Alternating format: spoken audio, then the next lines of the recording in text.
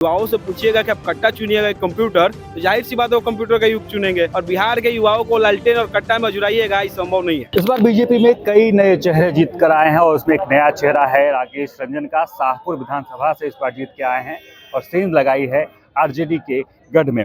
पहली बार जीत के आए हैं और आरजेडी के राहुल तिवारी को बड़े अंतर से आपने हराया, कितनी खुशी? ये खुशी तो है ही, और हमसे ज्यादा खुशी इस क्षेत्र की जनता को है कि 10 सालों से जो विकास से भटका हुआ था शाहपुर, उसको पुनः विकास के पथ पर, विकास के प्लेटफॉर्म पर लाने का काम इस बार जनता ने किया है। और मुझे पूर्ण विश्वास है कि जनता ने जिस विश्वास के साथ हम लोग को विधानसभा भेजने का काम किया है, उस पर हम लोग खड़े उतरेंगे।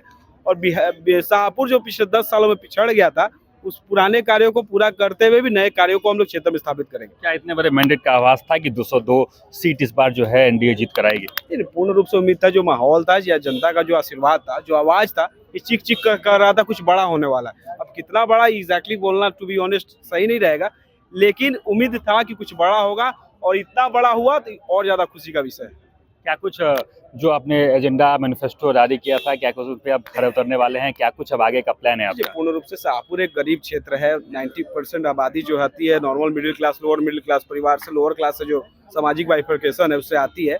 वहाँ के युवाओं के लिए शिक्षा एक बहुत महत्वपूर्ण हथियार है और शिक्षा में हमारा क्षेत्र बहुत पीछे है।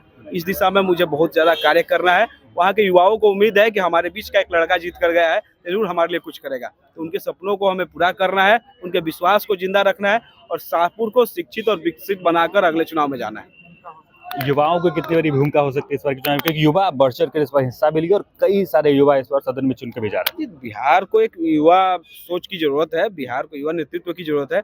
इसी दिशा में पार्टी ने भी बहुत से युवा लोगों को इस बार मौका दिया है। 25 साल, 30 साल, 28 साल के कैंडिडेट्स को उतारा गया है, जिनको पहले पॉलिटिकली इमेच्योर माना जाता था।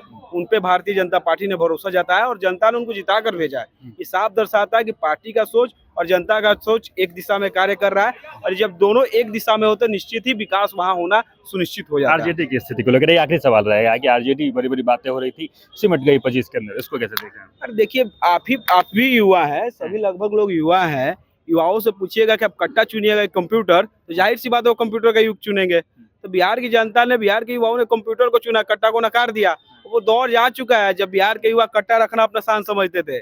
आज के बच्चे टेक्नोलॉजिकल युग में विश्वास रखते हैं। एआई का युग आ चुका है, आर्टिफिशियल इंटेलिजेंस का युग आ चुका है, और बिहार के युवाओं को लालटेन और कट्टा में जुड़ाइएगा, ये संभव नहीं है। हमारे साथ राकेश रंजन थे। शाहपुर विधानसभा क्षेत्र की जनता ने इन्हें चुनकर विधानसभा भेजा है और आपको बता दें कि वो सीधे तौर पर आरजेडी पे भी टारगेट करते हुए नजर आया। उन्होंने कह दिया कि इस बार जनता समझ चुकी है कि कट्टा और कंप्यूटर में किस चीज को चुनना है, और जनता भली भांति जानती है कि इस बार अब कट्टा का जमाना नहीं बल्कि अब कंप्यूटर का जमाना है। बाकी इन तमाम खबरों को लेकर आपका क्या कुछ कहना है, कमेंट बॉक्स में जरूर लिखकर देखते रहे सच टॉक।